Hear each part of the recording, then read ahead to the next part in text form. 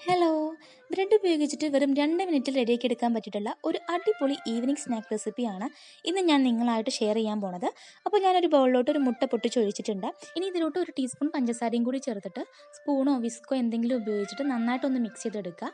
ഒരു ചെറിയ ഫ്ലേവറിന് വേണ്ടിയിട്ട് കുറച്ച് ഏലക്കയും കൂടി ചേർത്ത് കൊടുക്കാം. ഇനി ബ്രെഡ് ഇതുപോലെ 2 കഷ്ണങ്ങളായിട്ട് കട്ട് ചെയ്തെടുക്കാം. കട്ട് ചെയ്ത ശേഷം ഓരോന്നായിട്ട് നമ്മൾ നേരത്തെ റെഡിയാക്കി വെച്ചിട്ടുള്ള മുട്ടയുടെ ബാറ്ററിലോട്ട് ഇതുപോലെ ഡിപ്പ് ചെയ്തെടുക്കണം. ഇനി ഒരു പാൻ ചൂടാക്കാനായി വെച്ചിട്ട് നമുക്കിതൊന്ന് റോസ്റ്റ് ചെയ്തെടുക്കണം. ഒരു ഭാഗം ജസ്റ്റ് കളറൊക്കെ ചേഞ്ച് ആയി വരുമ്പോൾ നമുക്ക് മറിച്ചിട്ട് കൊടുക്കാം. അപ്പോൾ ദാ ഇത്രയേ ഉള്ളൂ. വെറും 2 മിനിറ്റിൽ 3 ഇൻഗ്രീഡിയൻസ് ഉപയോഗിച്ചിട്ടുള്ള ഒരു അടിപൊളി ഈവനിംഗ് സ്നാക്സ് ഇവിടെ റെഡി ആയിട്ടുണ്ട്. അപ്പോൾ ഇനി വൈകുന്നേരത്തെ ചായയ്ക്ക് ഒന്നുമില്ലാന്നും പറഞ്ഞ് ആരും സങ്കടപ്പെട്ടിരിക്കേണ്ട. വേഗം തന്നെ പോയി ട്രൈ ചെയ്തോളൂ.